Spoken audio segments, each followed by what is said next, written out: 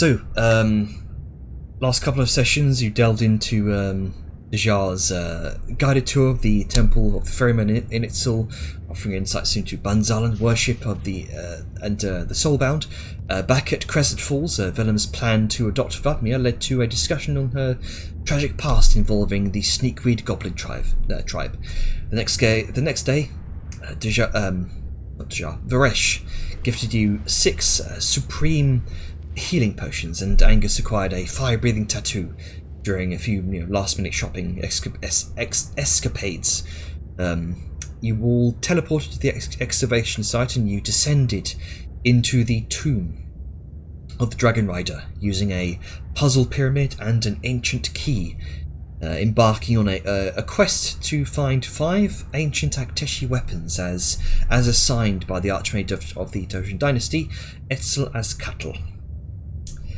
Beginning your expedition into the tomb, seemingly descending into the very bowels of the world, you witnessed these great monuments to the Akteshi Empire, the single greatest empire of giants that fell 10,000 years ago.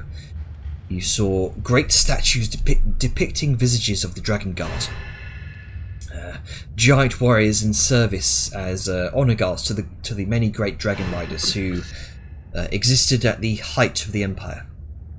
Refined and dignified warriors that are now a far cry from the current fractured state of giants today. You continued forth, finding what appeared to be the entry shaft to a primitive elevator, a stone elevator that descended for hundreds of feet into a chamber far below. Dejar used her arcane eye to do some scouting, discovering what appeared to be some sort of elemental puzzle or maze of sorts. After you all descended down into the chamber thanks to an arcane gate by Dejar, you began exploring and quickly discovered the nature of this puzzle. Chamber with 4 hallways, an intersection. In the centre of this chamber was a brazier holding an elemental, some sort of elemental energy, fire, lightning, poison or ice, and over each hallway was the depiction of a type of dragon. Each hall led to an identical chamber, but with a different element in the brazier.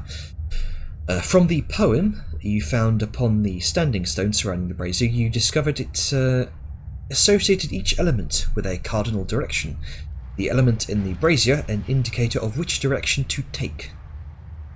And with some loot goblin shenanigans along the way, you eventually solved the puzzle, which seemed to suppress some sort of what you assumed to be extraplanar magic at play, leading the way for the other explorers in the dig site camp above to follow suit.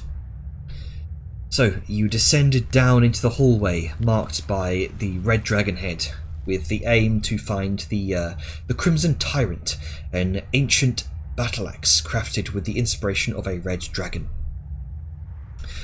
Soon you found something odd. Sayu noticed this first. Pipework. Massive metal pipework in a supposedly ancient tomb.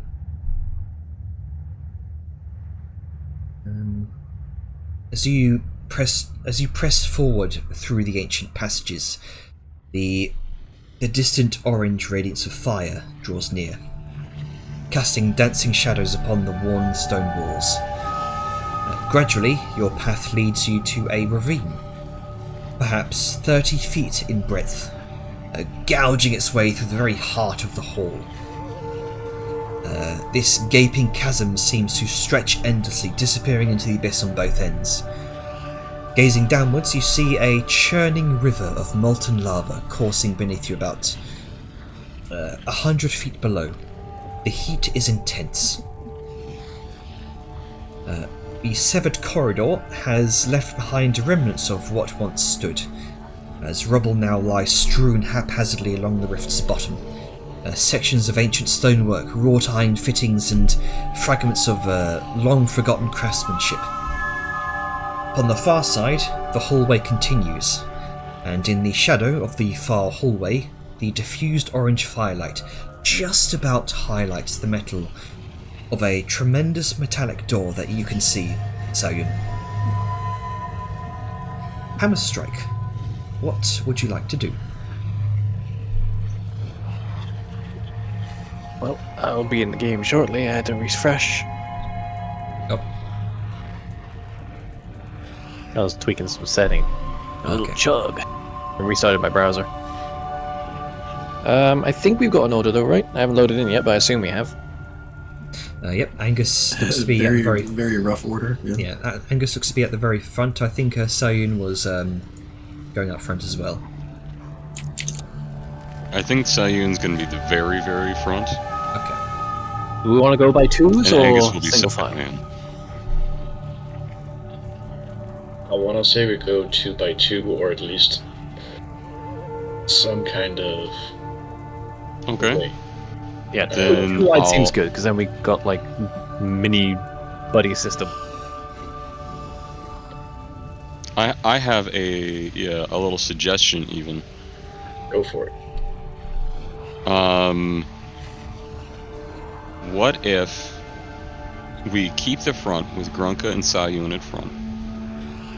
I'll sort of... Because I kind of want to be...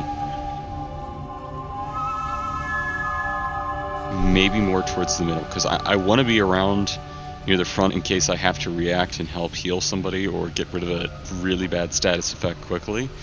But at the same time, I'm also torn between like availability to access to everyone. You know what I mean?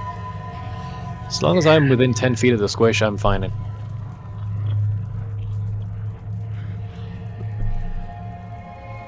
And Liska's gonna take up a whole 2 section herself. That's true. And she could be near all the squish.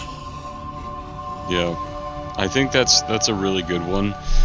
We aren't expecting anything to come up from behind, so I don't think it really matters that they're not protected. You never know. Well, you know what? Fuck it. Is It's this a decent enough order for y'all? Yeah, squish sandwich Yeah, that's sound. fine. Yeah, cleric in the middle. Let's get our attaché of NPCs squished in the middle. All right. We're not squishing the NPCs in the middle. Oh, okay. I thought you said druid in the middle. No, I said cleric. There, okay. My brain. No, Sorry. No, it's okay.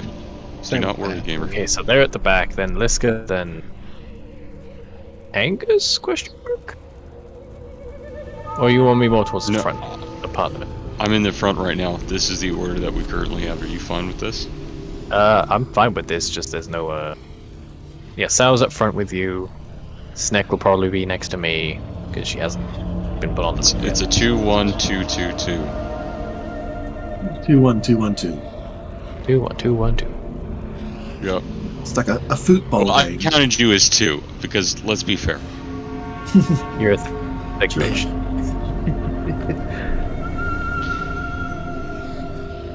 All right, everything is light.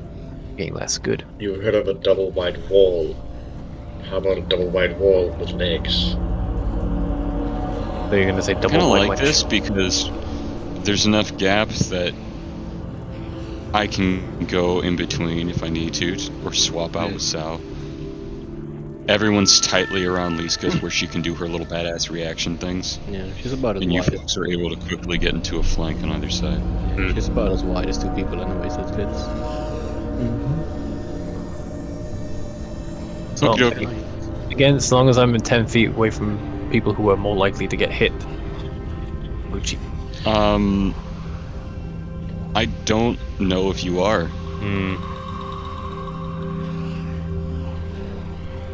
I mean, you might be. Like, if this isn't actually a space, right?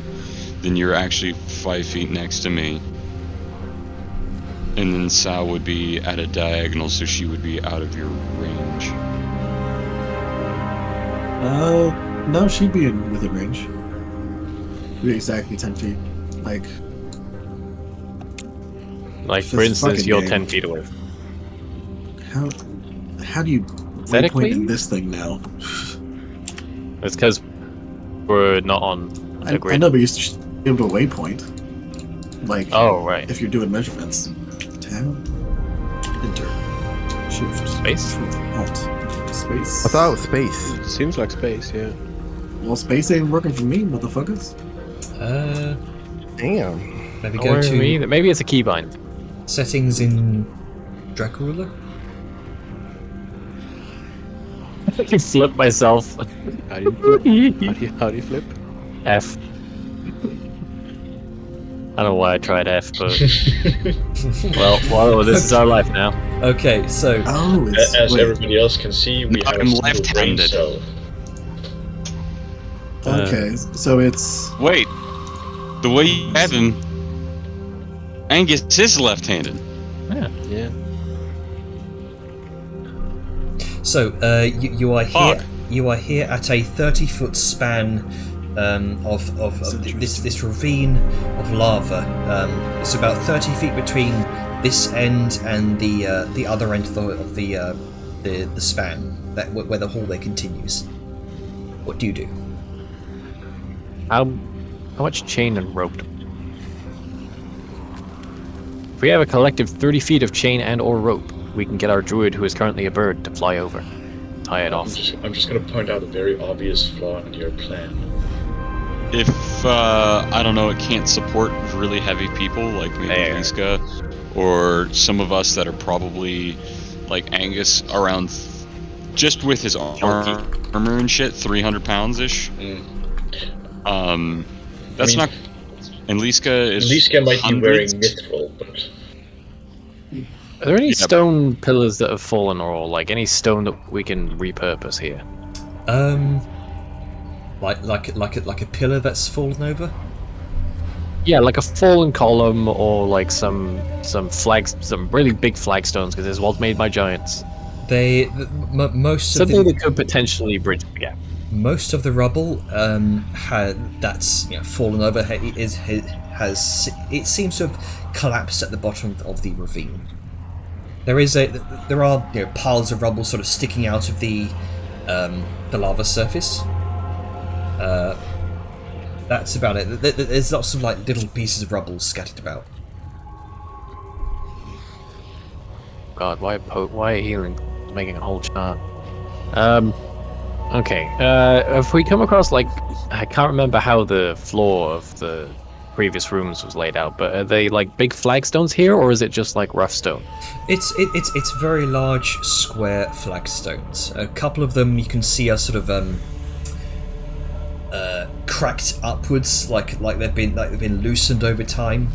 Okay. Very. How big are the dimensions? 5 feet. It's 5 feet by 5 feet. Oh, so this is mosaic for giants. Got it. Yeah. Ah, damn! They had to have their artistry. They couldn't have nice big chunks for us to work with. Well, I'm gonna think. Anyone got any ideas? Yeah, it's all worked stone, by the way, so his gloves wouldn't have been able to work, which is why he unattuned to them. I mean, Unless you could like cast stone shape on a few chunks and like merge them together. Is that how it works? no. By the way, carrying capacity of a giant eagle will be 480 pounds. I have an immovable No. rod we could use for something. Here's a question. How much lava is between us and the safety where we need to go? 30 feet. I think it was, 30, right? 30 feet, yes. And the lava below you is that's 100 feet. It's a 100-foot drop until you hit the lava surface. Yeah, I don't think it's the drop that's gonna kill you. No, that's Well, not. also let's not forget, lava is just molten rock, so it's You still a really is 100-foot me. fall into incredibly dense rock that is now just liquid enough that maybe, with your terminal velocity of the fall of 100 feet, you might be able to penetrate the surface, but then not be able to get back out.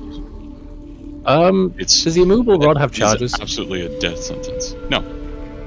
Okay, so we could hypothetically get the druid to take the rod over to a nice central position, and then swing over.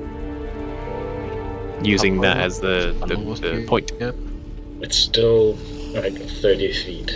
How long was the gap you said? 30 feet? Yep. Okay. I have an idea. Alright then. He is going to look around. What sources of like stone and whatnot are there? Oh, there's plenty of fractured rubble bits here and there that you can make use of. Quite a lot. Yeah. You can see like about 10 feet away from you is this large, partially collapsed section of the ceiling that's just caved in. There's these very heavy, sort of large, not quite boulders, but very very large pieces of stone. About some of them about as large as Gronka. Oh, perfect. I want to make sure there's quite an abundance of this, though. Mm-hmm. If nothing else, I can also rip up the floor. He's just gonna look. I have a solution. Let's Alright. walk. And he's going to take out his hammer. And he is going to walk over to one of the little piles of rubbles. And he's gonna heft up one of the stones that he could. And he is going to strike it with his hammer. And then a second time, and a third as it glows blue. And with that continuous, similar to the chanting heard in Dune Hollow by the Forge, just that oh, he will cast Fabricate. Interesting. And I'm going to make 8 5-foot connected cubes for 40 feet. Mm-hmm. So it extends 5 on each side. And I'm going to create a bridge for us to get across All right. out of the stone material. And I'm assuming you're making these in a sort of arch-like shape, so it sort of holds its own weight. Absolutely. Not only will it be an arch-like shape to be able to hold its own weight, he does have the extra 5 feet on each side, so that way it's grounding into the existing sides. And of course, he'll use his common sense dwarven knowledge and not put it on a spot that looks a little rickety or not so well. So 5, 10. I'm just seeing because that's a 10-foot cube, so you'll be able to 1, 2, 3, 4, 5, 6. 7. You'll be able to Or 8 connected 5-foot cubes. There you go. So that's 1, 2. If you're 3, working with 4, metal, 5, stone, 6, or other mineral 7, substance, however, the 8. fabricated object can be no larger than medium. I don't think you can So- do this, man. No. With stone, so I would have to have wood. Wooden bridge. Furiously looks over to the transmutation wizard. What? Yeah, do you have know if anything to she say, can do Spice? I didn't see the metal, stone, or another mineral substance. Only thing I have. Be looking through my spells. Arcane gate. I already used Arcane Gate. Yeah. Is I with Doodle's friend's help, I can transform into an eagle.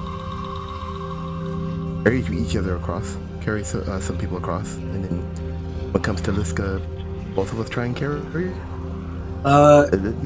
Can I? Because, this feels like it's very appropriate given our surroundings. Liska's going to drink her potion of growth, and she's going to turn huge. Oh. Are you just gonna be the bridge? No, I was just going to, toss y'all, but Oh, also be a giant. Okay. fair enough. Okay. I guess you would be able to clear that gap. So go ahead and drink that just If to you mark do it off that, on your sheet. if you do that potion thing, I can literally just use my spell storing item with Vortex Warp to bring you over. True. Dig is a huge creature. Yeah. 30 feet isn't a lot. I mean, we really have to use resources for this. Can't we just like, can't just like she fly over the gap with the immovable rod with the rope tied to it? Yeah. That was one of my plans. I Um, think it was an issue of the gap. I think even 15 foot of swinging distance is a bit much. Yeah, but I don't know. Like if you have enough rope, maybe you could just swing across. Yeah, but I mean, yeah, like rope comes to the standard 50-foot thing. Like, yeah, but can't this guy just stand here and hold the rope and then we just shimmy over and she can just jump or something?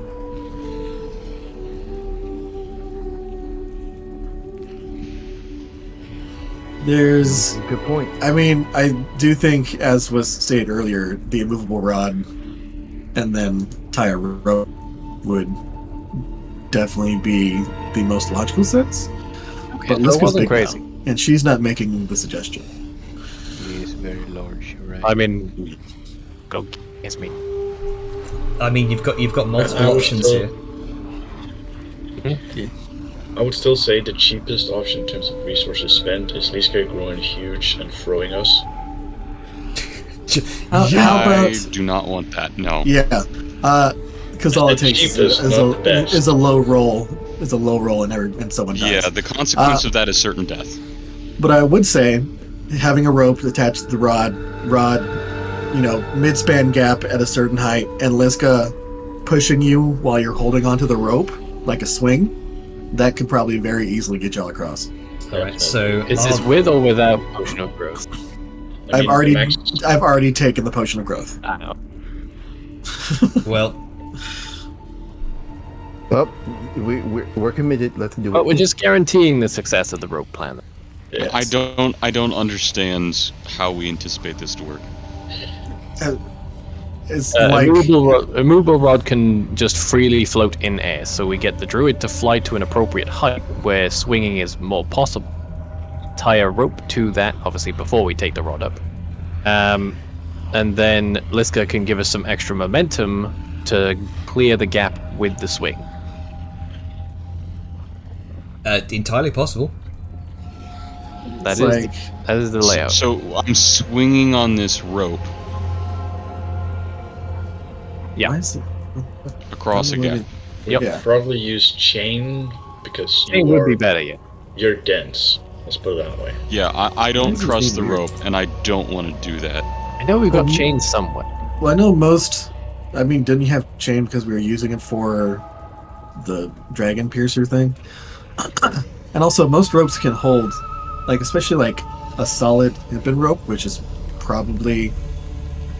I don't know. Should be what do we're they, at. is the do default, they yeah. say how thick a hempen rope is? In my eyes, it's just Nope. like one of those, like, 1-inch thick rope, and those can hold like a few thousand pounds. I always assumed it Before was this like boat rope. But that's so huge that'd be hard to. Maybe And I'm that's thinking the of issue with something else. non-specificity. Yeah. Well, the fire's way down there, so we're not going to have to worry about it burning.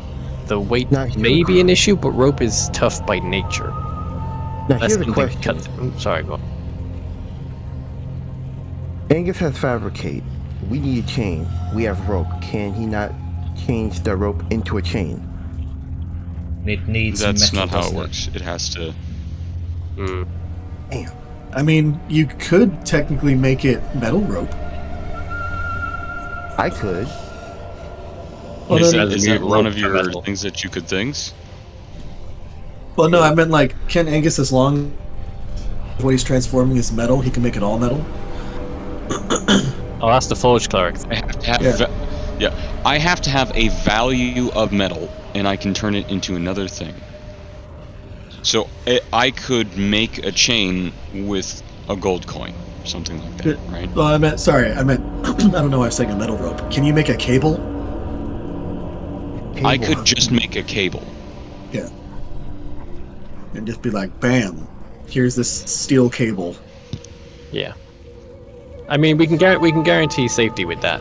I think a rope would be fine because it's used for all sorts of shit, like lifting heavy loads, climbing mountains. I have a thought. there's just this giant crack and ravine, but are the pipings like going over it? Oh. Or above in the ceiling or anything like that? Because you mentioned pipings. Where are the pipings now? Go ahead and make a perception check. While he's making that, how about if you were whether it can take weight? How about we just get the rope, attach it to the immovable rod above the ground, and then I just don't want to swim across. Okay. We're not really going to have many other options. 21. At least not without spending a lot of resources. Kind of peering, kind of leaning just over the edge of the lip of the ravine where the hallway ends. You can just about see, kind of off about 30 feet in the darkness above, this sort of large, twisted, wrought metal pipe that seems to have been fractured or bent in some significant way, but it continues on seemingly from one side of the ravine to the other. It's almost like this entire crevice has just sort of fractured or sheared at one point, and the metal is just bent and fractured along with it. Okay, so it's bent, fractured, broken. Yes. And there's nothing above. Not that you can see with your light. Okay.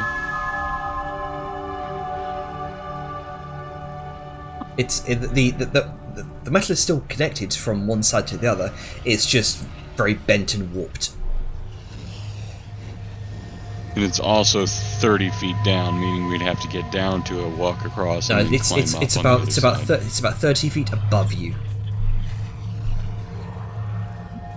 Above us. Yes.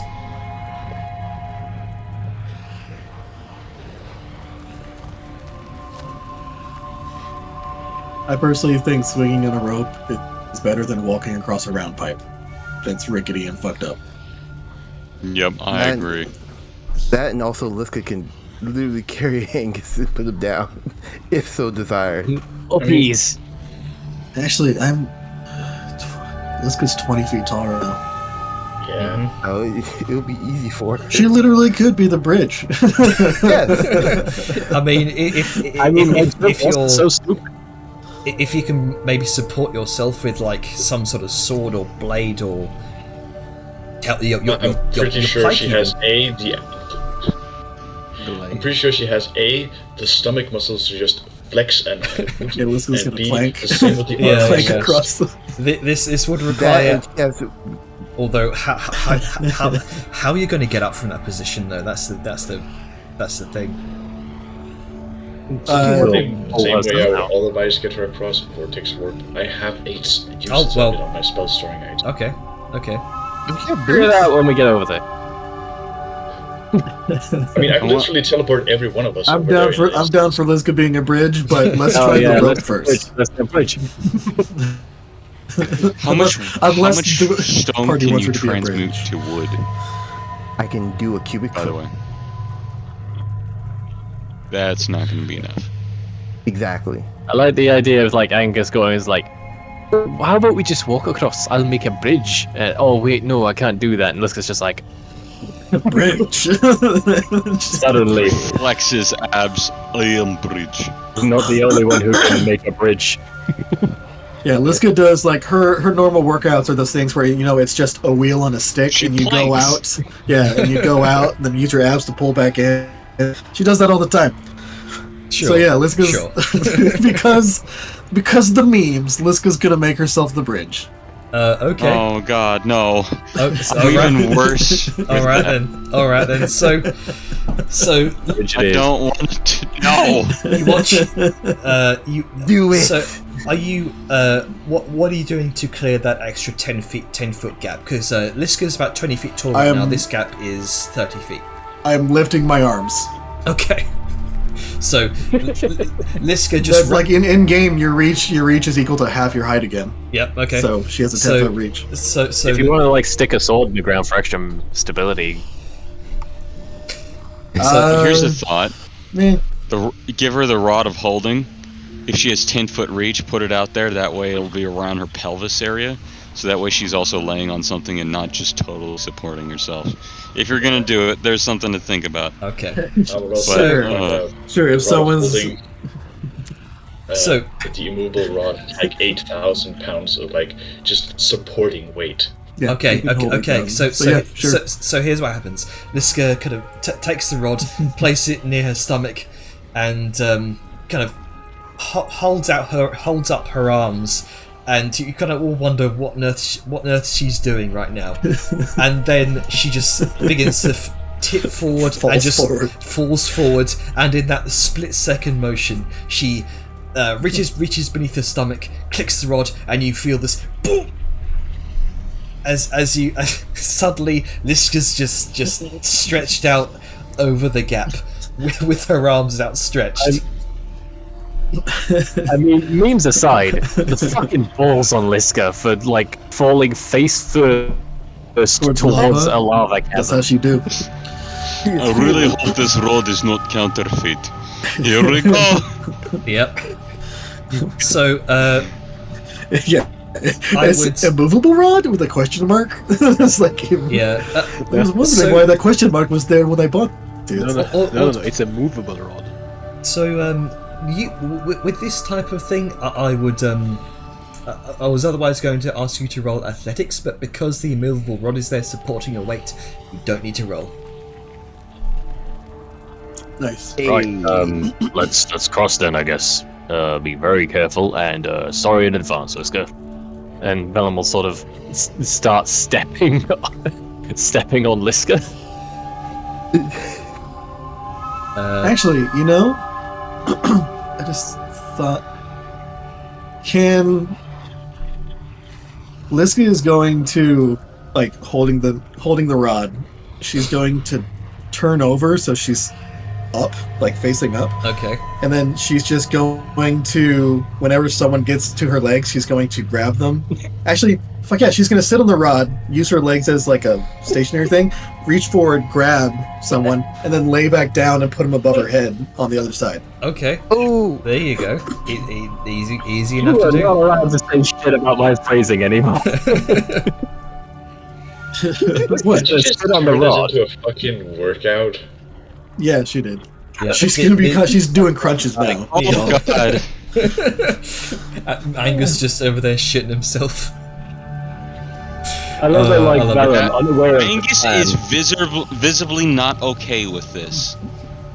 He has looked over, and he's like, "Oh yeah, that's lava." And then you're now on the rod doing acrobatics and rolling around. In the reality of not, oh, it's lava. And the reality of now, oh, something is suspended over the ravine. I'm a dwarf and I'm not okay with heights. Has kicked in, and he is just resolutely just stuck in position. It's at that point. Liska has to see if she notices this. Oh, okay. Insight check from Liska. Oh yeah. Angus, close your eyes.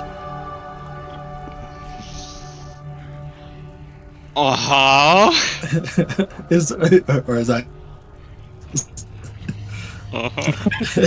He's going to feel. He's going to suddenly feel a little bit of tightness around his waist, and then a lot of motion as Liska tosses him. Cling, cling, cling, cling, and Angus just lands kind of butt first on the other side, so skidding across the stone floor in his plate armor. Wait! He's just on the ground and he sinks his fingers into it and immediately stops. I love that And, Liska didn't mention this plan to anyone. It's just like, oh, we'll just cross over Liska. Takes one step, Grab. Yeah, and then just starts moving people. Out of Like courtesy, sometimes you get tired of people just talking all the time, you know? Sometimes you need action. Very true. He is tightly holding the grounds. His feet have dug into the stone, leaving little scratch craters. His fingertips just a couple centimeters into the stone. and with Thoroughly. that, Looking like a cat that just got caught in the rain. yeah.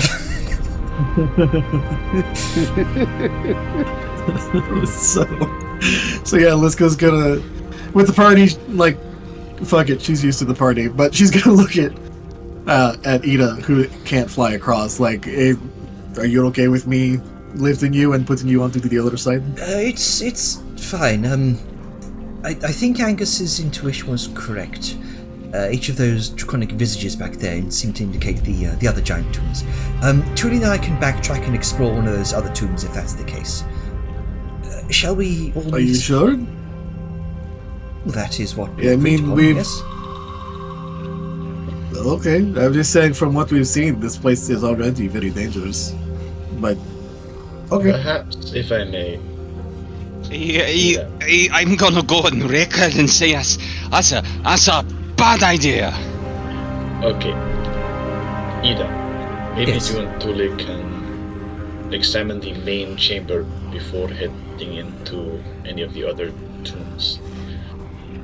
If you wish for Mostly, it's mostly to ensure that A, you are safe, and B, we don't end up having accidental triggers of something if we bring an item back. very well. If you wish for us both to continue with you, we can do that. No. I mean, like, the We- main chamber where all the dragon heads are. Oh, the I suggest and he's reaching for his flask as he's standing up. I suggest we stick together. We already experienced one, some sort of planar fuckery, where sending messages couldn't work, and we're in a space overlapped on top of itself. If we'd gone the wrong way and didn't know the puzzle, we may have never met again. Who knows what could happen again? I say, we all go in together, we all stick together, so that way we can all come out together. Or die together, you know. There's that Camaraderie. too. Well, if you're all, Unification. if you're all that confident, yes, let's stick together then. And Let me put it another way. Do you want to see the things that get put in my pocket? fair point. Tuli, if you don't mind. And with that, Tuli kind of spreads her wings and kind of plucks Ida up with both of her shoulders and throws her over the gap. Do you want to see me loot a tomb? You want to make sure that I don't loot. Oh, he's gonna do it anyway. No, it's just whether or not she actually gets to see it, or he goes into the pocket and Jesus. he never mentions it. Yeah, I get you. Eagle screech. We get a drink from her back. Alright. I'm guessing Sauer's gonna be the last one. Yeah, Gunka's gonna go before her, and he's just gonna like go straight ahead and look slightly up. Okay. And then If when he, the last. and then when he's Yeah, like, Liska gets everybody over, and then she's gonna Ninja Warrior one arm pull herself up to the like. To Does the this side. activate his I can't hover anymore more than 100 feet off the... Where is his ground? no, because he's not flying. He has to activate the flying, I'm pretty sure. I think that's correct, actually. Yeah, he has to As be long as you active have flying. solid stuff under you, you can walk on. You are not flying. Because I think otherwise, it's- it's also like from where is like high up, like you know, is it sea level that it counts, or is it just the ground under? Because otherwise, yeah, like how thick does the ground have to be for the ground for me to walk? Like Liska is there. He's not like in air. He's on something solid and physical.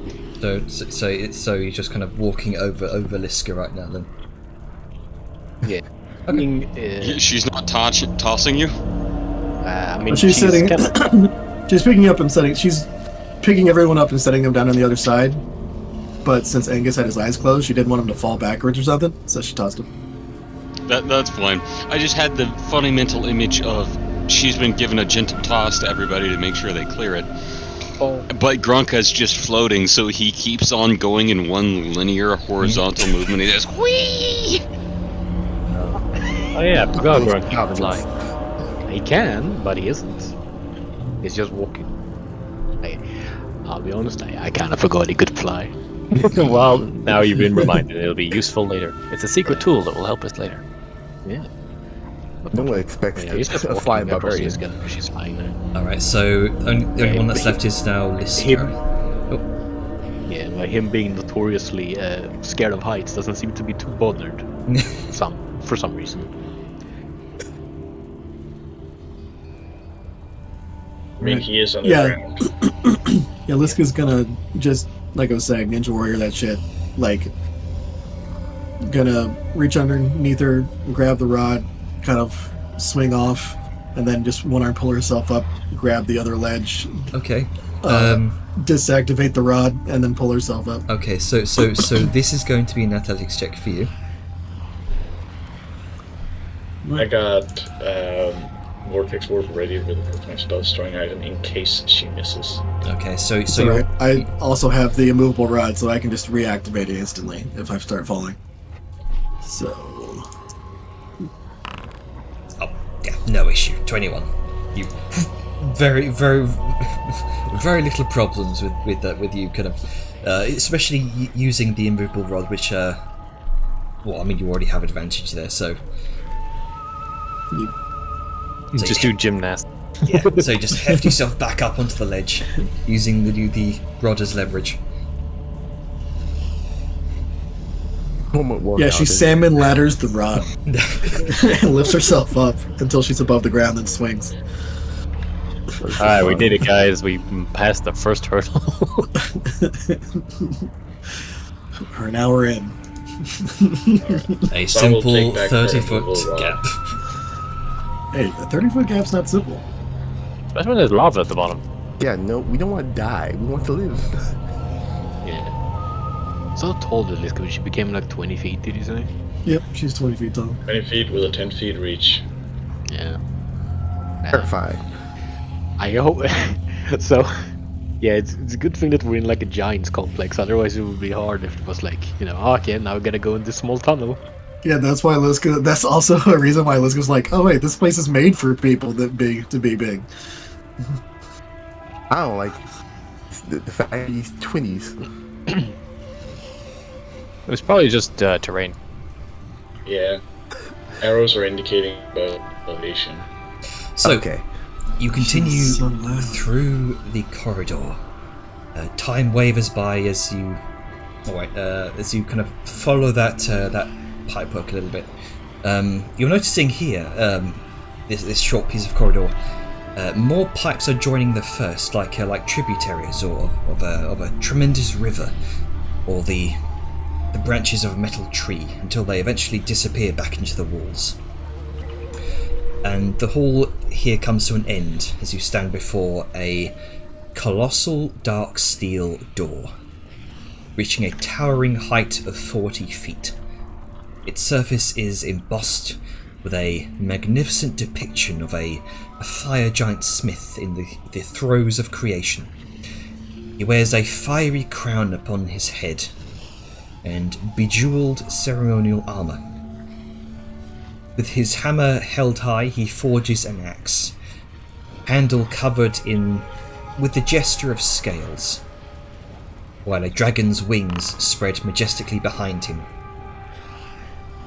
The dragon exhales a torrent of fiery breath, enveloping the axe in a blaze of molten energy. Your gaze falls upon a complex array of latches and runes that surround the door, evoking the ancient tongue of giants.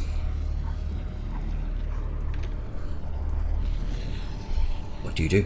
Well, What does it say? The Is it time to translate? I believe you and Dejar can both translate.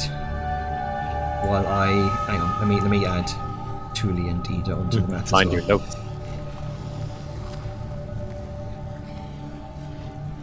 Because I wasn't expecting you to ask them to come along, but it's alright. Safety in numbers. Yep, it's alright. It happens. We as okay? players know that Yeah. they're going to be fine because they're vital NPC characters. The characters, however, do not. All right. So what does it say for the people who know giant? So, Uh, these are a series of giant runes, not text, not legible words, but rather magical runes.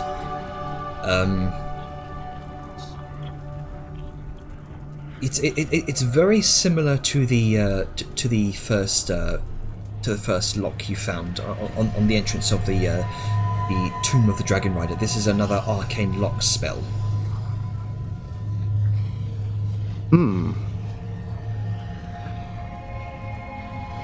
So we seem to have a lock. Arcane to bar the way. Let's see.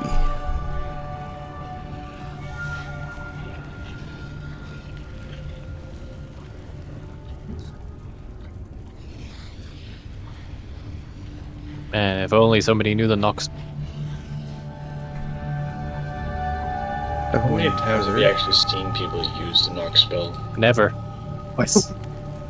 It is wise genius to put a puzzle in that would help with it. I mean, knock, if I remember correctly, just suppresses arcane lock for like 10 minutes, but you do. I mean, it knock also just, or arcane lock also just increases the difficulty of picking locks that are already there.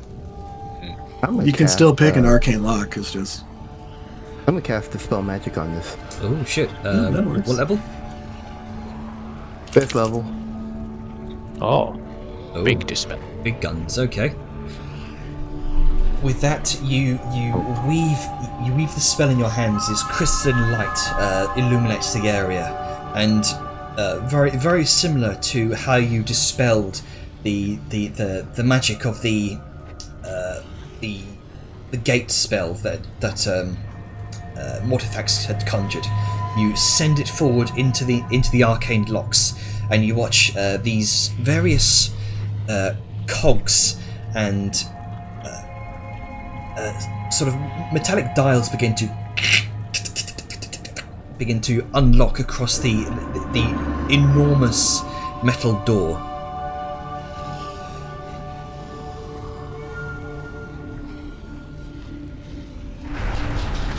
And the doors come apart. Is that a fucking face on the ground? Oh, that was painless. Looks like a giant face. It looks like a giant face, honestly. that's So, true. He has a little mustache. Yep. I'd like those of you curious doing to make middle. a religion check. Those of us what? Sorry. Those of you curious, make a religion check. Okay. I have no basis on this, so I'm not gonna do a roll. I abstain. This kid knows nothing. Dejar and Angus, you both recognise this. It's a very, very, very, very old symbol. This is an homage to a very ancient deity, Sutur, the revered patron deity of fire giants and smithing. Wrought in bronze on the ground.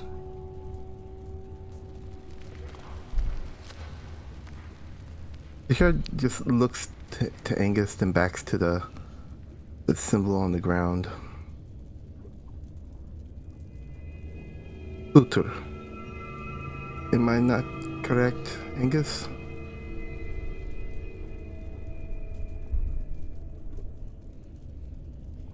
You are muted. You are Atlas. muted, Atlas.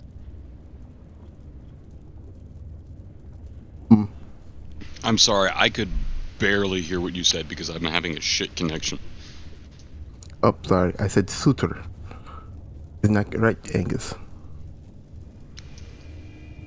I have no context after the roll. I'm sorry. Okay, so you see before you this this masterfully chiseled depiction, a stylized face resembling a hammer sculpted in gleaming bronze. You recognise this symbol, Angus and Dajar, as an homage to the ancient giant god Sutur, the revered patron deity of fire giants and smithing. Oh, okay, thank you. Everything was just like quiet for me. And I'm like, why isn't anything happening? And I realized, oh, I just had an internet hiccup. Sutar. You know, among many dwarven lineages, there is a cultural suspect that our great evidence for the Forge comes from our slavery under the fire giants themselves. Though we worship different ancestors and beings, it's a bit ironic how, though paved with different stones, in many ways our faith walks the same path.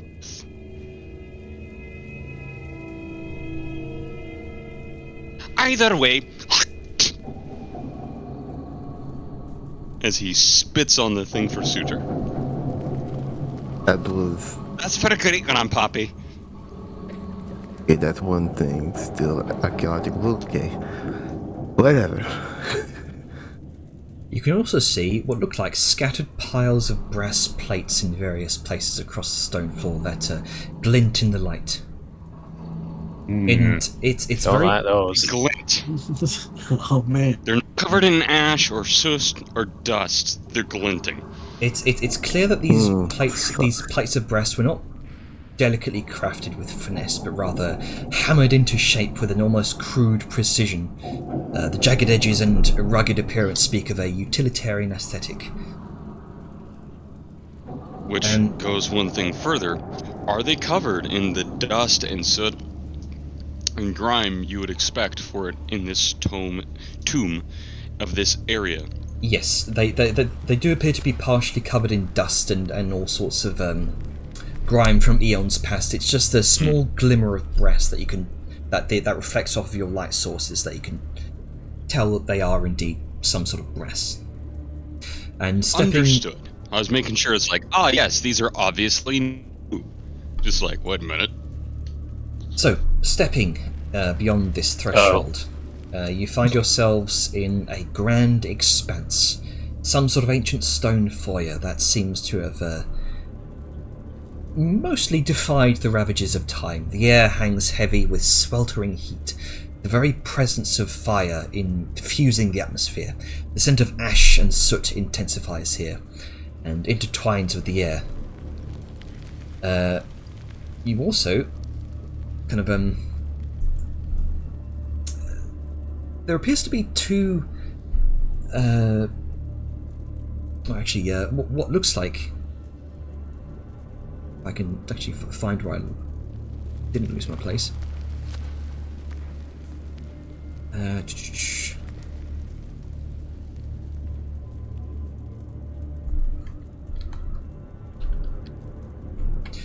Yes, you did see. You need to say something, Sable? It sounded like you were talking.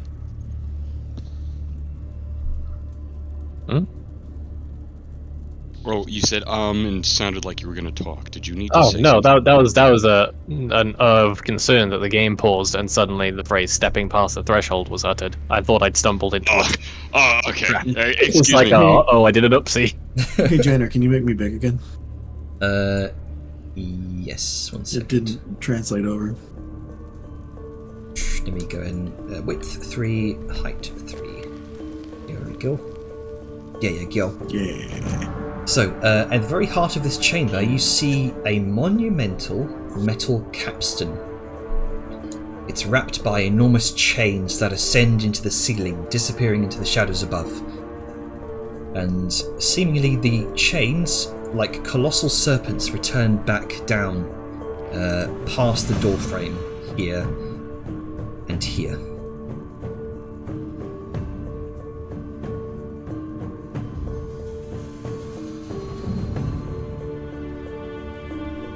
Alright, here we go.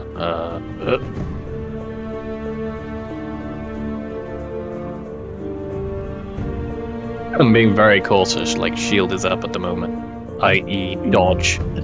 Liska's gonna look back to the people who we designated as like trap discoverers Oh, and yeah. be like, why do we let them No develop one was moving, so... so many good things? Just a reminder, I'll you can also lean by selecting your token, holding Q, and moving a mouse. Oh, that's neat. I am leaning. Thanks, game. I did not want to do that. Oh, it changes. Oh, that's interesting. I guess.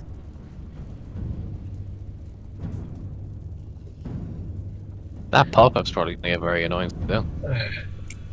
Alright, people. Wait, can I lean around corners and shoot shit and spells and then pop back into cover? Yeah. I mean, as long as you move your token, I guess. Mechanically speaking, you're essentially giving your opponents half cover. Mm-hmm. If we can lean, they can.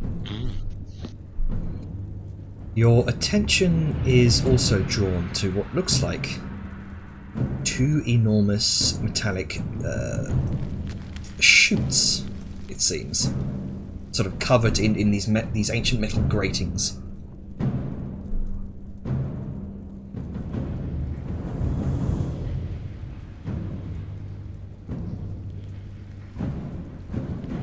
What would you like to do? All right, since our scouts aren't doing anything, Liska's gonna walk in. Waiting for our designated trapping scouts to go step forward. Alright. Is back. Saoyun and Grunky here? Yeah. Yeah. I was just more confused as to when we were allowed to do stuff and when Jenna was done. I mean, the rule of thumb I follow is move in small increments, and if Jenna wants us to stop, Jenna will just pause the game. So I was definitely gonna go over and examine the pile of armor, basically, because last time we went into a dwarven dungeon of any kind, there were animated armors. And since Gonka. dwarves and giants kind of go hand in hand. Yes. You see what looks like a colossal metal gate embedded within the chamber's walls here, and these chutes appear to be extending from them. These long metal chutes covered by metal grates flush with the stone floor. And you can see just above each of this side of the gate is this metallic dragon head.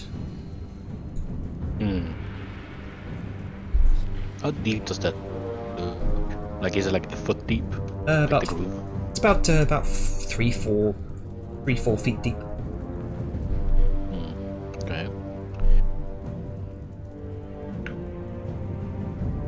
And there's a dragon head over there. Interesting. And I'm gonna look at this armor. all right, so you and Saoyun both make an investigation check, or one with advantage. I'm leaving. We're each investigating our own. Ah, okay, Yeah. so both of you make one. Let's see. Investigation. That's intimidation. Yeah, these do indeed appear to be brass in origin, so you kind of dust them off. They look sort of viciously spiked in different places. Again, very, very roughly forged.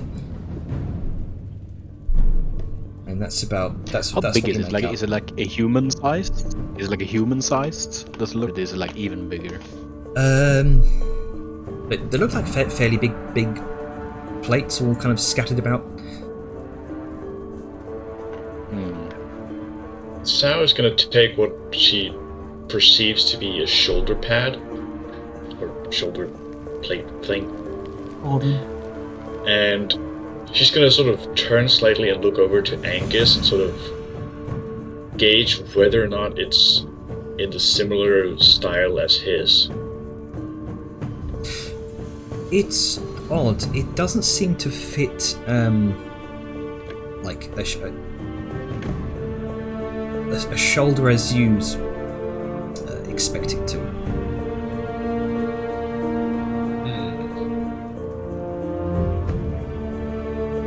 Liska has, worn her fair share of armor. Can she look at the piles and just kind of get a general feel of whether or not it would be enough armor or plating to cover like individual?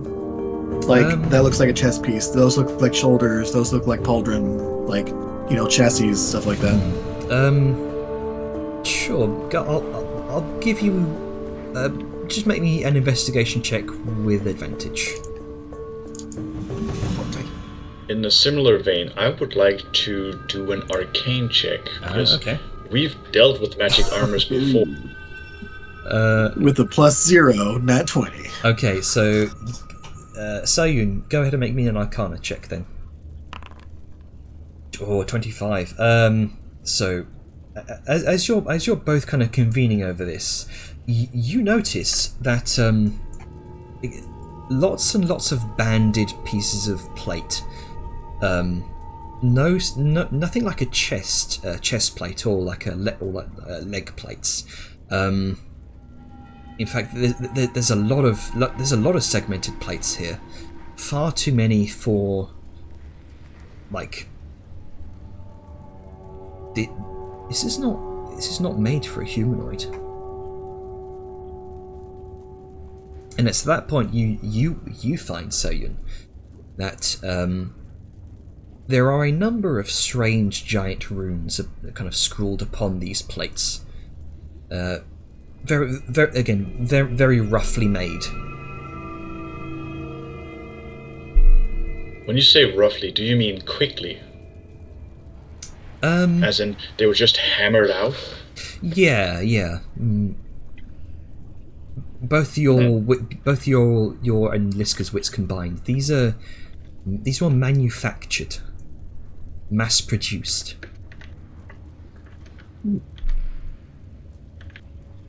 Do they look like they'd fit a dragon?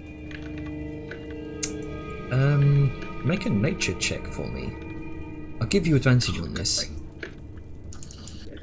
Oh, man.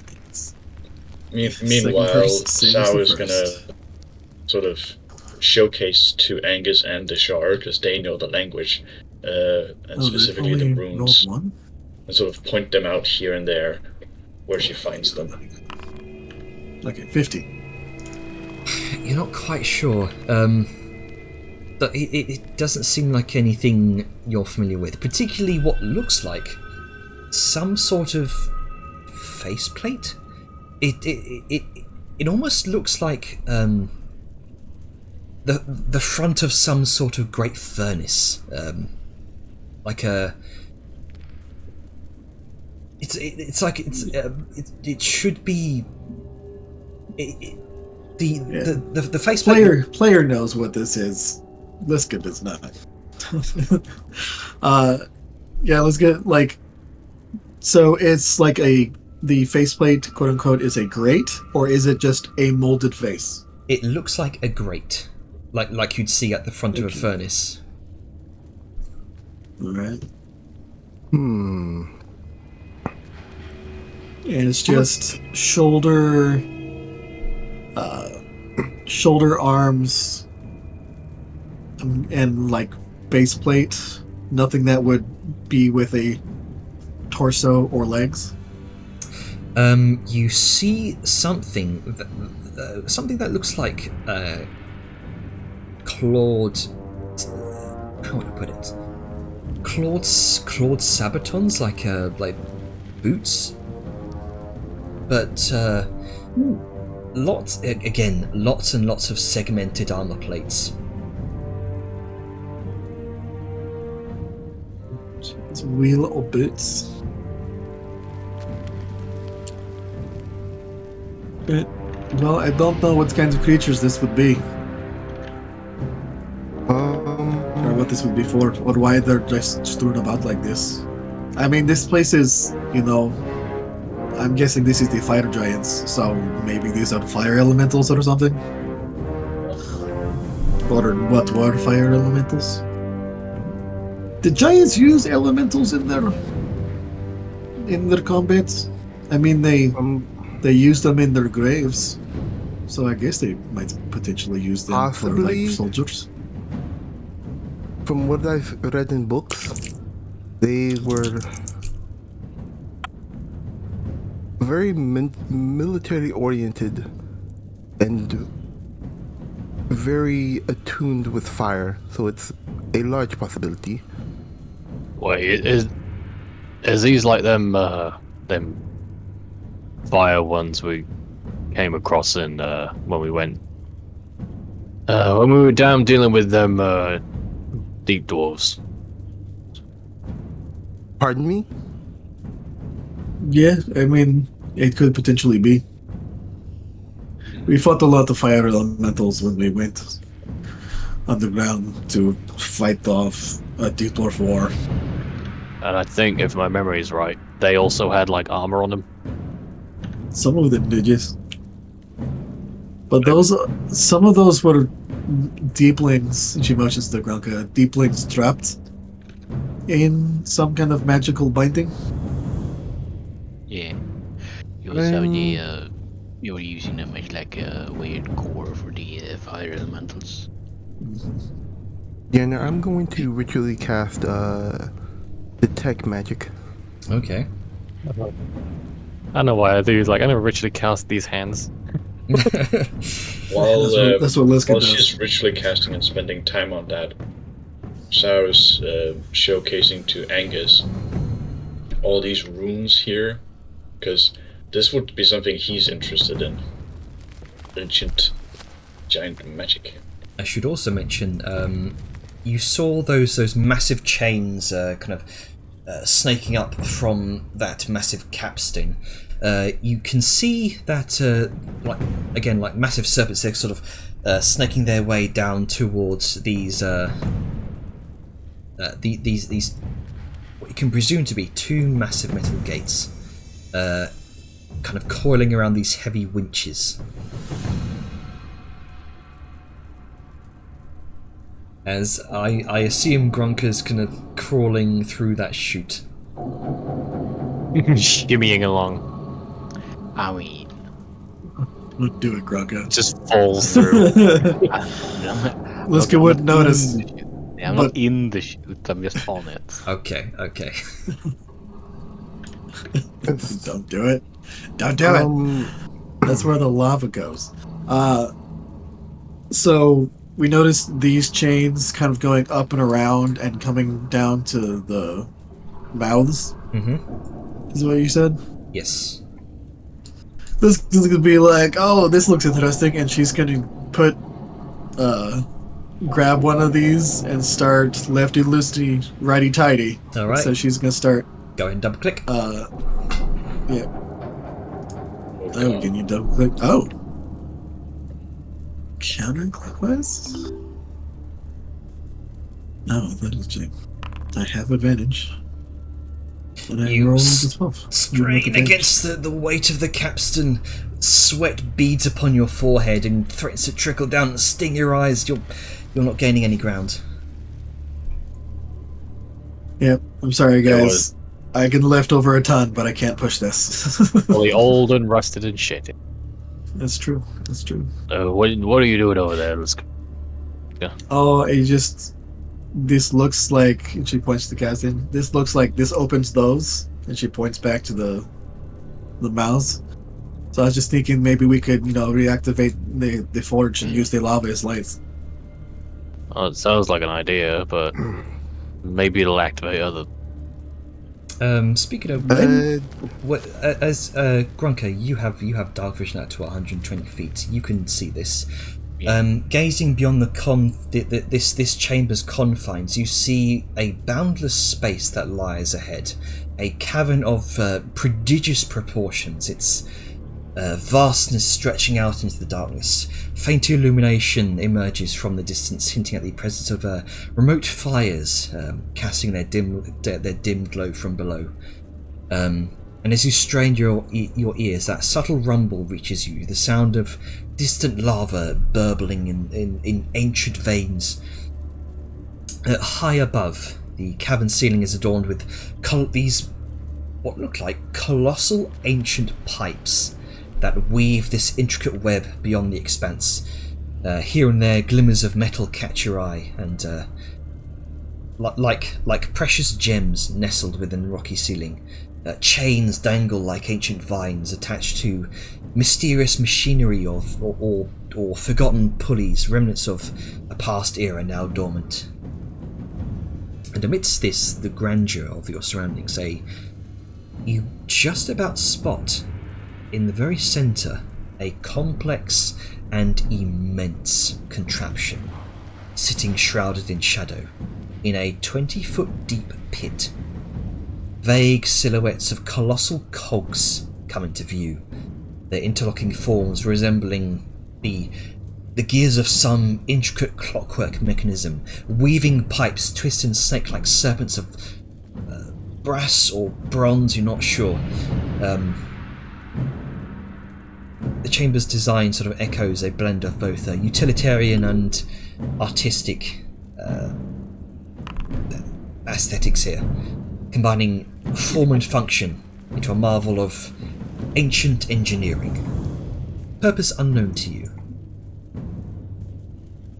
Is there a way you can see what I rolled for that? I think if you just... No? Normally clicking it tells you the modifiers and stuff. I didn't want to interrupt the spiel. You rolled a 4. But I rolled... I should be doing both of those with advantage. So I rolled advantage and rolled 4 twice. You rolled a 3 and a 4. And on the first one? Yeah, you rolled a 4. You rolled a 4 and a 1. I think you're just getting shit luck. That's crazy.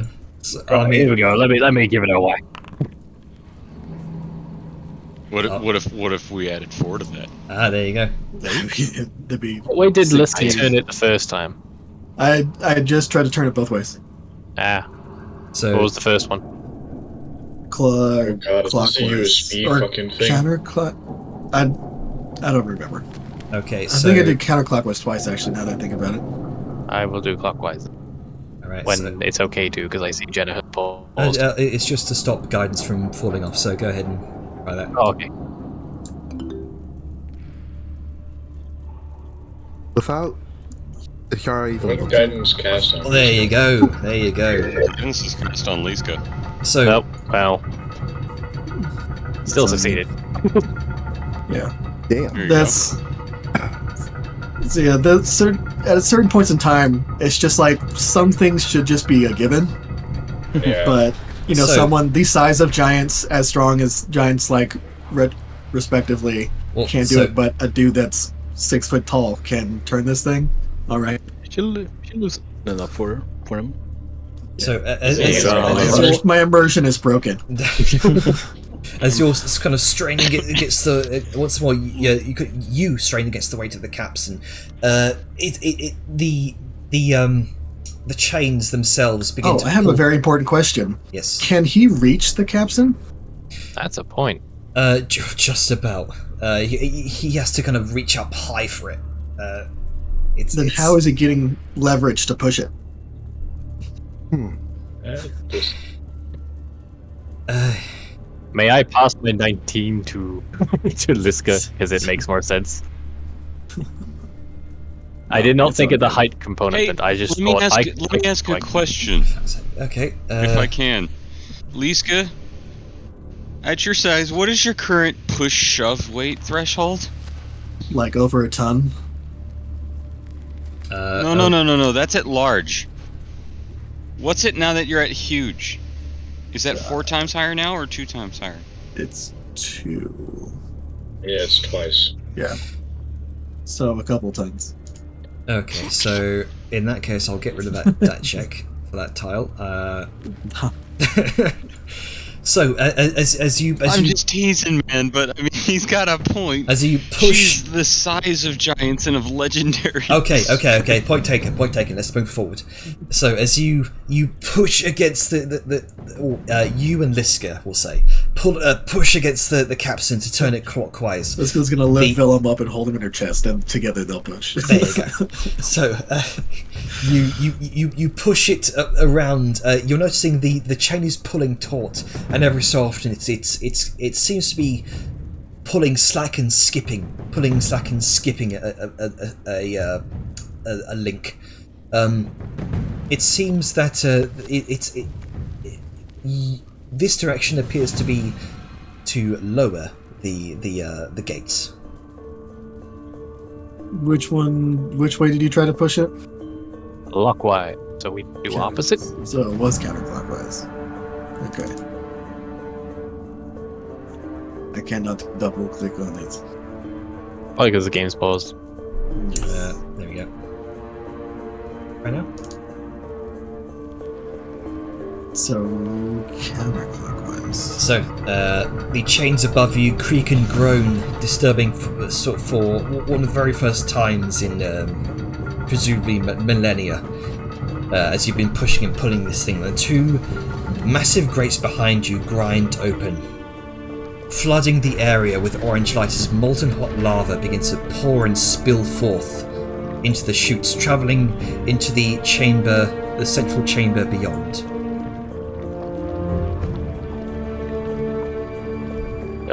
You can put me down now, Liska.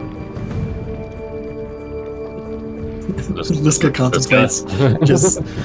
contemplates just putting him on top of the handle just to leave him there, but then she's like, no, okay, and she puts him back down. Feeling very objectified right now.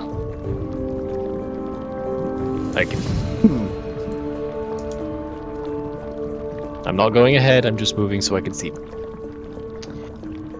Oh boy. That's a big bitch. As Sal sort of catches an eye of this now illuminated forge, she just... You can see she sort of tries to turn to Angus, but she's still just eyes fixated forward. Angus? Yes. You might want to step aside and come look. Okay, what am I looking at? What's And going on she's over point- She's just pointing. You see Pretty big, isn't it? You see what I described to Grunker earlier, this massive ancient machine that dominates this center of the chamber. And around, sort of encircling this machinery, you see an outer network of pipes that runs around an immense cog-like ring, positioned at, and you see positioned at precise intervals around the ring, 4 colossal pairs of tanks loom, each evenly spaced. Resting atop these tanks are 4 sets of double funnels, 8 in total, distributed across the tanks. 3 of these pairs of tanks are brass, but among them, one distinctive pair of tanks stands out, notably larger and crafted from a distinct maroon metal, now highlighted by the firelight. Overhead, a prominent dual pipe system arches with prominence bending down towards as bending downwards as the funnels for each gate above you.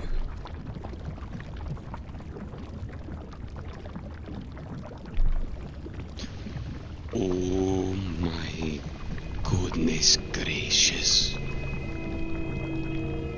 I agree. Kind of makes me think of the mole people. Is this what I think it is? Yeah, I think it's a clock. Now just pause for a moment. The mole people? No, mole. You know, the digging little rat thingies. What? Either way, just look at this. You're noticing Look at the craftsmanship. Look at the boys. Angus and Vellum. both of you notice these stocky humanoid figures stood around the edge of the railing at the edge of the pit. You can't see it right there because it's the pipe is hiding it, but I see one. and they're all facing Can't see anything. it's because they're hidden beneath the pipe there. Yeah, there's one of the pipe here and there's one here. They're all spaced out now. If I move under the pipe, am I able to see it? Oh, Right here. Yes, you can see wrought in bronze. You see depictions of ancient dwarven warriors clad in heavy plate armor, wielding smith's hammers and enormous shields.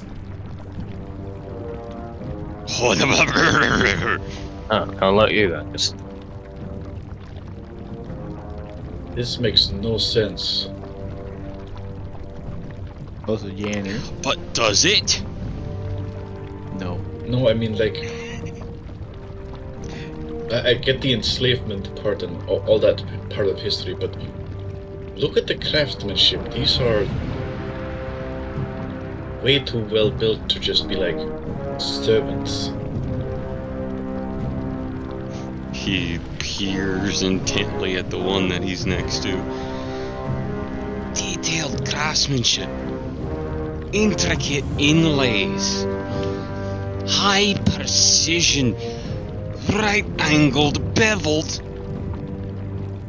Oh, look at that. They even put the wrinkles on his face.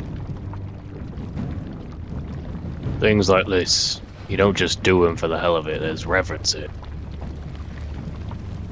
Aye, aye, aye. It These- makes you wonder. A few things you also notice about this piece of machinery, this gargantuan machine. It's characterized by its breadth and flatness. 4 massive channels converge beneath a central elevated plinth, spanning about 20 feet in diameter and ascending about 10 feet in height. Adjacent to this, a rounded metal clasp hinged with a gear mechanism catches your attention. Rounded metal clasp hinged on a gear mechanism? Yes, you see four analogous Okay. smaller clasps are similarly positioned. Here, well, 2 of them you see here and here. Encircling the central area on sort of these angular ornate platforms. The intricate brass patterns adorning the machinery seem to converge and direct towards the heart of this complex arrangement. And in particular, one very prominent feature of this machine is some sort of colossal apparatus.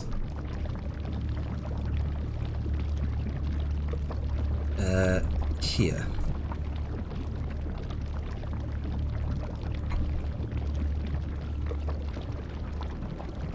Also, Jane, I have a question. Mhm. How far can we see? About as far as you can see right now. Yeah, I imagine areas are lit up and thus provide light, but our Mhm. vision is still limited to our vision. Janner, who's that? Sorry? Who's what?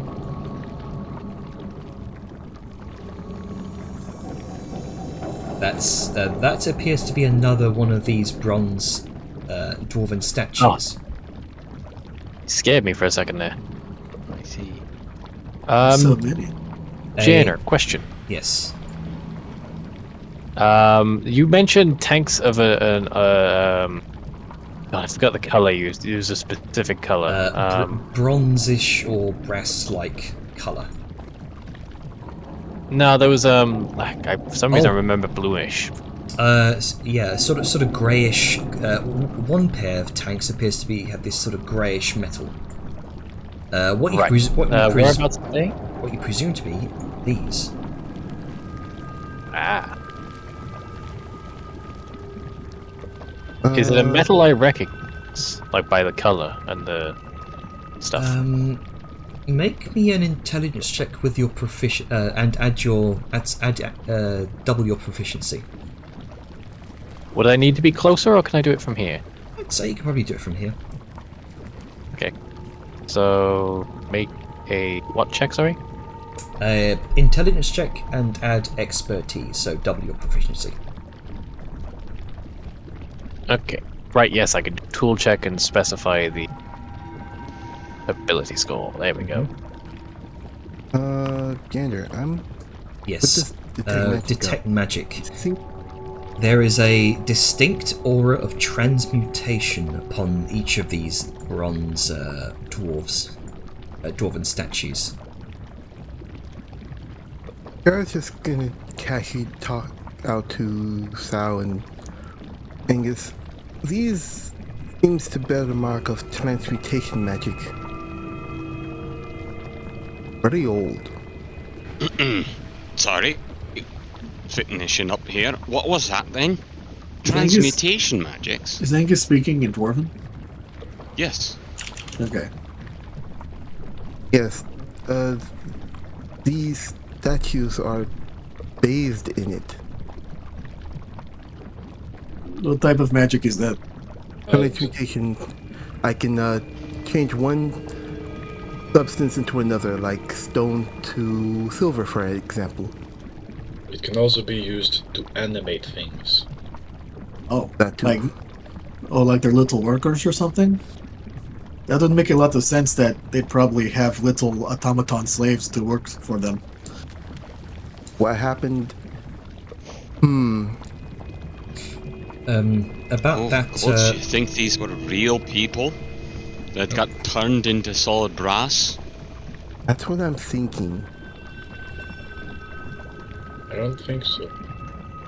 There's a I mean, if... I do not know. They can either be, I guess, people turned to brass or just made to move. So, because I don't know if you've noticed, but it's very hot in here. And these guys probably aren't as, susceptible to the heat as actual dwarves. And giants were not known for their niceties. So if they wanted to treat their slaves as tools, what better way to make them permanently tools? No. I mean, why not just kill the slaves and make the tools normally? Why have to go through magic to change Because them? giants are magic. Creative giant work Cruelty. in their punishments. With their It's not about being efficient, it's about being cruel. Liska looks at the giant machine to the sides like, are you sure it's not about being efficient? Because that looks efficient. I mean, it could be I'm just both. saying, if you can be cruel while being efficient, why not? Liska kind of frowns and looks at Angus like, did you really just say that? No, not me. Them, as he points vaguely at the machine. They're horrible slavers. Then cast Dispel Magic on it. Okay. If you're worried I that don't- these are actual people. I don't know if that would work. I'm going I to think once they're changed... do you have that? As he kind of turns to Dejar. Is that something you can even do? I have an item I wasn't really prepared to use because it's very expensive. You hold up her hand and you see a golden claw on her one of her fingers. Don't. I have it ready. Don't.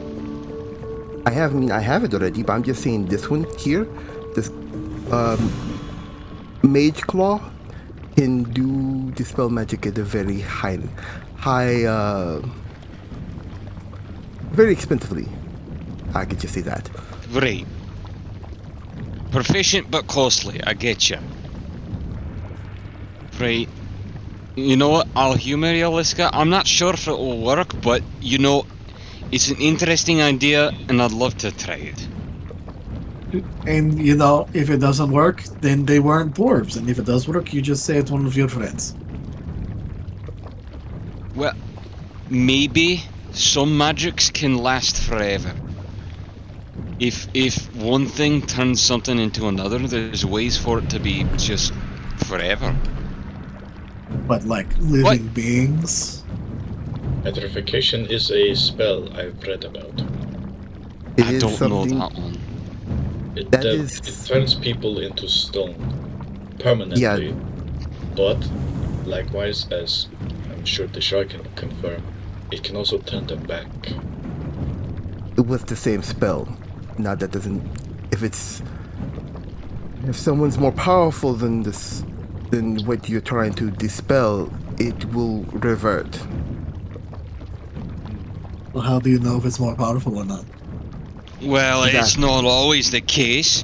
If my balls are bigger, and I tell you they are, and he spits on the tip of his hammer and he gives it a polish, and with gentle ting on the side, he casts Dispel Magic. I guess I just kind of also realized this. Do we? Why is it telling me an HP update? What? What? Why did it? What? Did I just get hit by something? You, Oh, it's because you were the target. Yeah. You were targeted. Oh, by- I was targeting you. Oh, from the guy in Let's whoops. being disabled. I am getting spell magic. It's like I'll tell you, my Let's balls undo are the bigger, damage. and then smacks her. I is- think it's because I Yeah, tried to it's alright, target him, but you- you're so big, you're square. you took. Sorry, you didn't take any damage. Because it's. Yeah, you it's missed. I guess So- it's not an attack. So you weave you weave a few runes in the air, and with a slice of your hand, there's this sound of shattering ether through the air, targeted towards this bronze dwarven statue. No immediate reaction.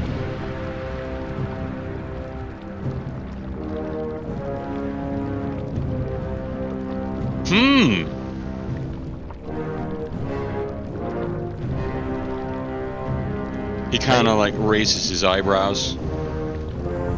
You know, there is an interesting theory in magic that it's layered.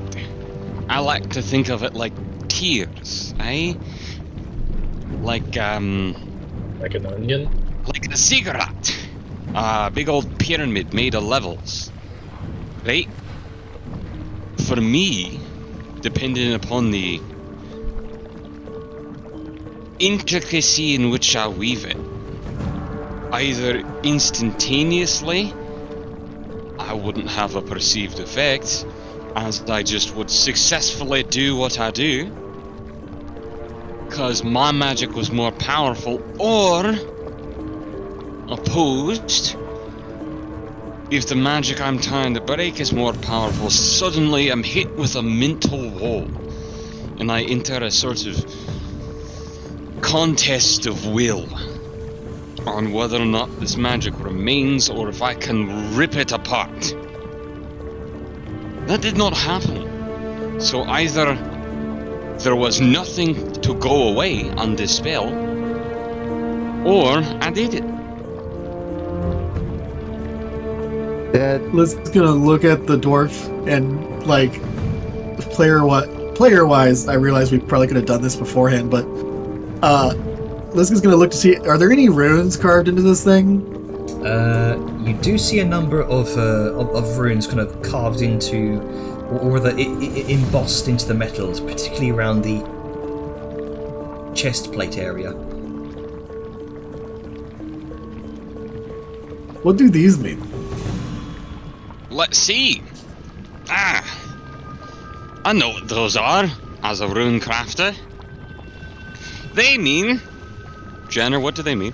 These are giant runes of, best you can tell, or rather best translation. It seems to indicate like a mark of punishment, servitude. Yep, that was a real lad. That's a mark of punishment and servitude. A form of physical enslavement and spiritual as well. Just before the tech magic fell off, how brightly would the magic be coming off these bronze statues, Janner? It's incredibly old magic, and it's very faint. It's not very bright, but it's still there. It's still dormant.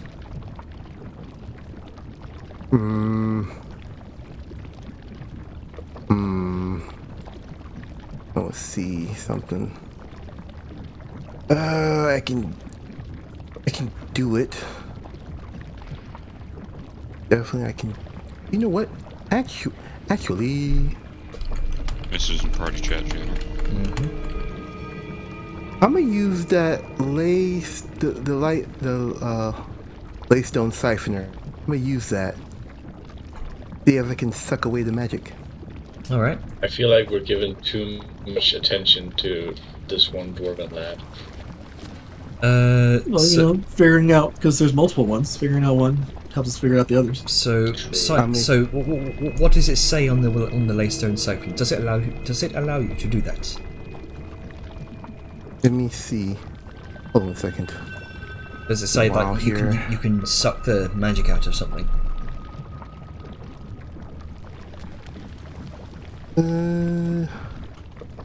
Siphon. Target a corpse. Huge. You can spend 10 minutes to drain external explainer element. Energy, magic, or influence remain in the body.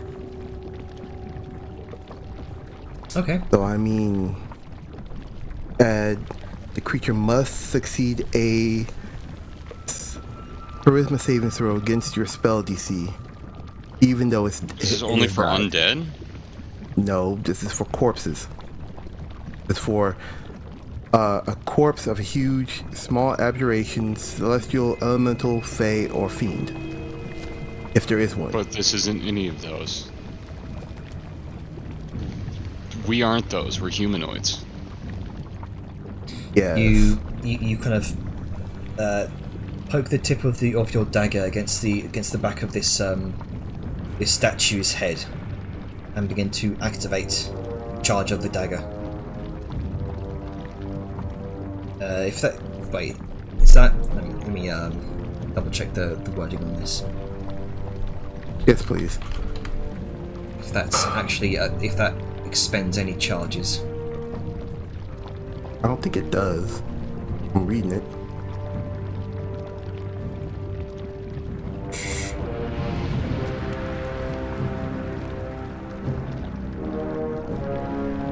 Okay.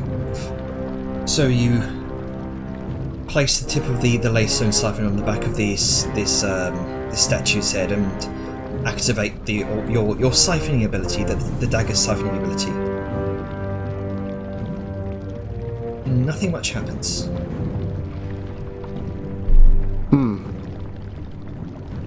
However, you have expended your Laystone siphoner, and you need to wait 24 hours before you use it again.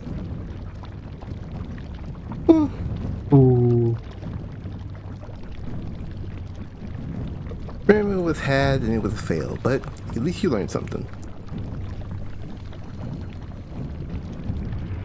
Alright, so how are we going to get over there? And she points to like the big center platform. If I could quickly interject, if that's okay, I did a roll like 10 minutes ago. Sorry. It's fine, I was waiting for you guys to finish your important thing before I go for a self-serving thing, but I just almost lost Okay, so time. this metal, the metal here, or it will a lot of the grey metal that seems to comprise this machine looks very similar to dark steel. I can't escape it. Okay.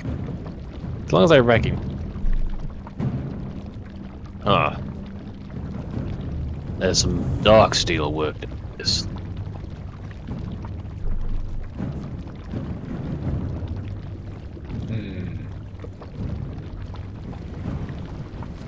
Come to think of it, I don't think I ever really figured out the origins of that metal. I always assumed it was deep dwarven make. Where? The tanks are made of dark steel, I think, was the... One of the tanks seems to be made of dark steel. The rest appear to be made of either some sort of brass or bronze-coloured metal. Jaina, can I put 2 and 2 together in Vellum's? Because I think the player knows this. Dark steel is good for anything relating to fire, so I'm assuming there's something hot stored in. Would that be a correct assumption I could figure out? Yes. With your 19 tools smithing check, your intelligence, you would be able to surmise that. Okay. We should be a bit careful around that one. Chances are, whatever they need, chances are they use that metal just to deal with whatever heat-related thing is in there.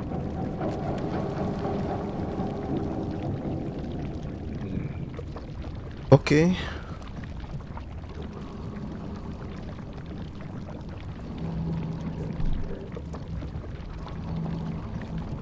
Seems. Okay, as for getting... How are we going to get across is a better question.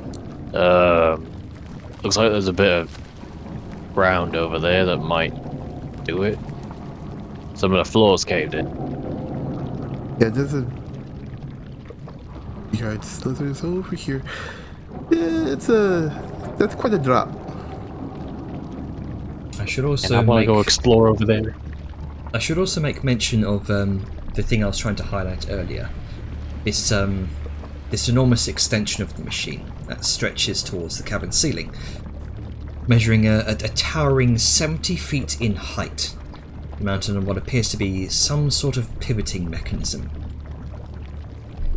Here.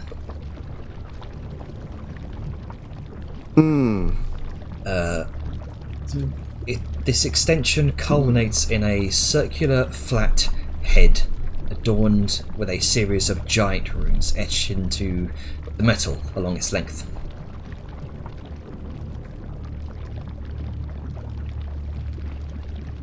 Oh, hey guys, I found a place that we can walk around. Oh,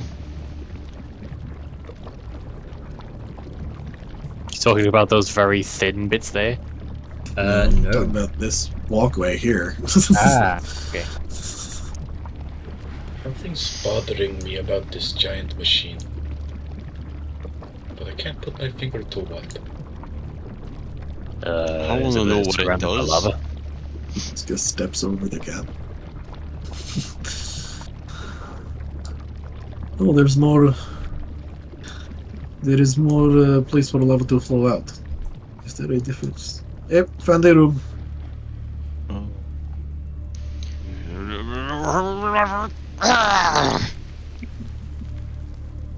jump.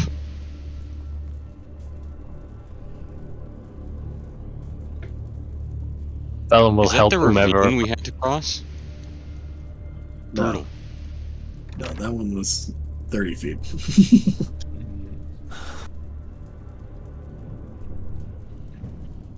Did anyone find a key? Yes. What's the distance between each tooth of the giant cog? Ooh, a good 5 feet, I'd say. Karanka, let me try something. So as you're, hang on, as you're kind of staring at this door, this monumental metallic portal adorned with this intricate tapestry of sort of gears and mechanisms, and engraved into the metallic surface are these 8 distinct figures. You can see this too, Liska. It appears to be on both of these doors. There's this reoccurring motif that seems to be embedded into the doors and the walls here. These eight figures. Among them, 4 mighty warriors are showcased. The first depicts a fierce is a fierce berserker brandishing a pair of axes with an unmistakable fervor. Adjacent to this warrior, an imposing figure wields a great sword. Flanking them are two shield-bearing warriors.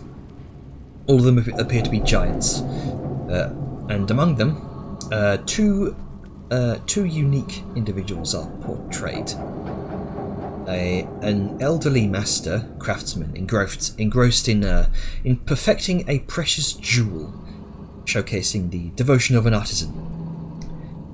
Besides him, a matronly figure harnesses the primal energies of fire, deftly weaving its power within her hand. She elevates a tall staff. Yet, it's the final two figures that command the most reverence here. A heavily armoured figure, obscured by a visage-concealing helmet, wields an immense lash, while a dragon extends its wings behind him, depicted mid-roar. Dominating the space even further, a regal fire giant stands adorned in ornate primal armour, richly adorned with jewels. His majestic being carries a colossal axe across his shoulder, its handle adorned with the suggestion of scales, and a crown of fire sits atop his head. He clearly has some sort of authoritative presence above all others.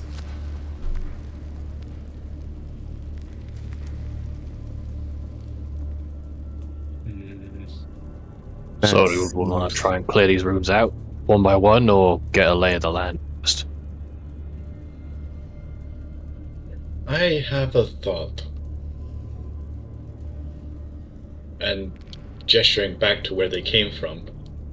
See how the lava flows down? And then gestures to the channel right before her. These are empty. Yes, you can see this torrent of molten rock that's kind of spilling out from these channels that you previously saw. The sort of meandering lethargically around the ancient machinery and what you can assume sort of intermingling with the lava-filled crevices that fracture this age-old tomb.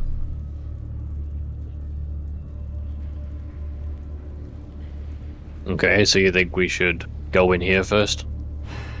No, what I'm saying is, each of these channels means that there is some way to activate the lava from within. But what I'm now concerned about is going through and activating all of them to make the forge turn on, so to speak. And might be activating the forge would mean, and she just throws a look to the nearby dwarven statues, might turn on a lot of other things. Hey! There's another gizmo up here. Why am I shouting? Touches his earring. There's another one of these gizmos up here to be able to turn to activate the lava. Are you saying that we're going to what's the right tongue walk into the tiger's den if we do this? Possibly. Or Slither? Suppose the question then becomes, do we want to? I think we should explore a bit more before we activate anything. Well, I would like to clear the rooms of any nasty before we consider anything. And I'd rather open the door to find out what's behind it, and if we want to deal with it now or later. Agreed. And we don't have to flip any switches or do anything, just checking out what's in any of them. Sal, would you mind helping me with this? Yes. Angus, could you come back here? He's just I was just looking. An excited child exploring like an excited child wandering and exploring a toy store. God, that fits so accurate for him right now. Literally. I love this. It's a big forge. Jane, how big It's is just this? great. Angus, where is- you take notice of this I'm gonna make a tunnel to here. of this particular piece of machinery. I'll send you DMs. Oh, thank you. Look at this. Also, Jane, how big is the store? This door is about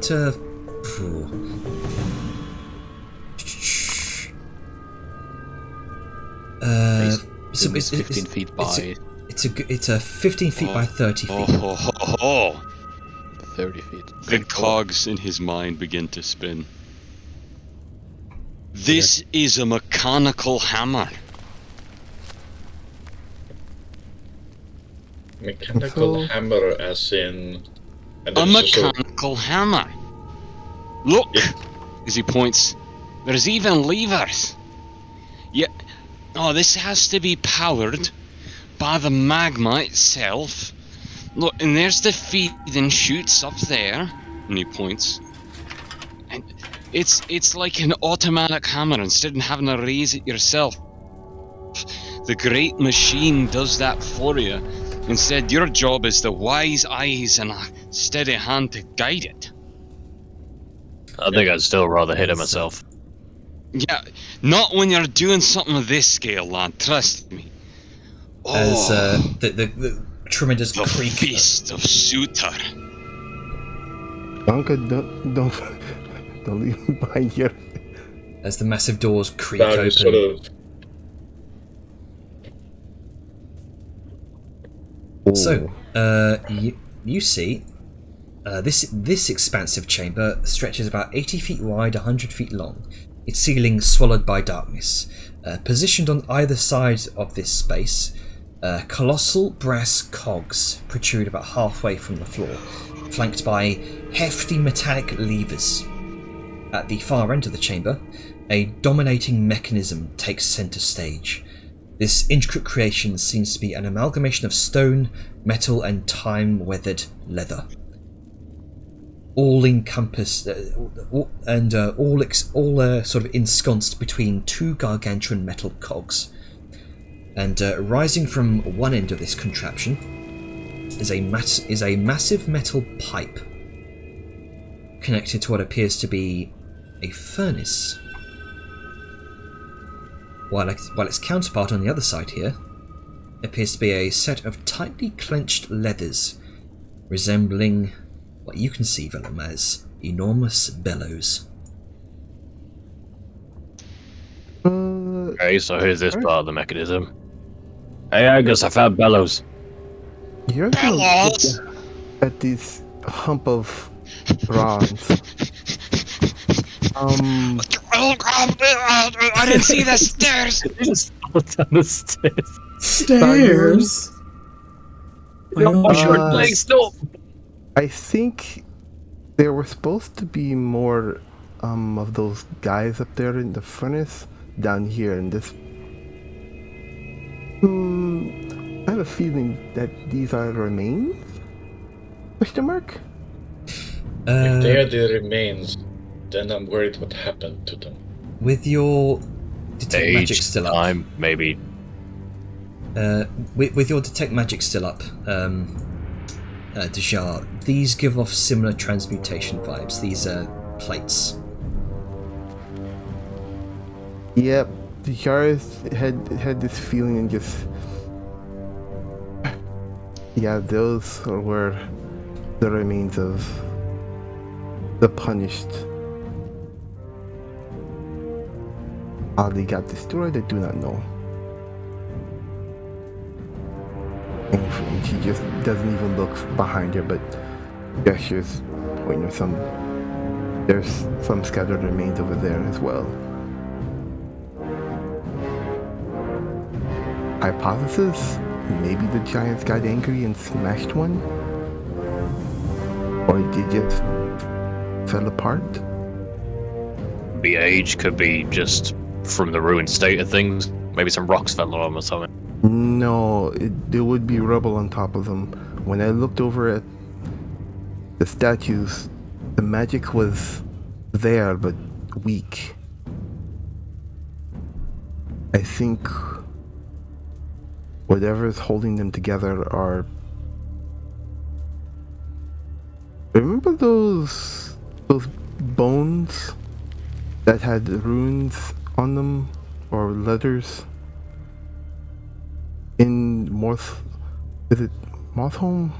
Yeah. Morthholm. Oh, Morthholm. as he lifts himself back up onto his feet, now at the bottom of the stairs. I think that what happens there kind of derived from this. It wasn't exactly the same from what I can see. No, this. I have the tool that was used to do it. Well, It was definitely necromantic instead of transmutive. either way, yield the same result. I don't know if the soul is bound here. If it is, I'm going to undo every single one. I hope not. Here's the problems. It may be a problem with that. What if the magic is feeding off their souls, thus leaving nothing? That's some ancient magic. A more hopeful idea here would be that the transmutation magic just imbues them with a facsimile of life. I don't think that's the case. I don't think that it would feed off their soul. I'm being Well- hopeful. Because I'm hopeful of it, but consider this. Aye. A magic, from what I've figured out with enchanting, has to have the source in the fuel applied to it upon the time of. You can't really apply a magic that you don't have. But here's the thing, and I've studied this from the Giants' history and basic with the arcane. The arcane is more refined that I use now. What they used was very crude and primitive, and we have literally little to no idea how it exactly worked. We have some speculation through scrolls and books, but if far worse than what I could conjure. I don't put it past them to do something. Sorry to this interrupt here. I'm heinous. gonna pause the recording here because there seems to be some issues with the server here.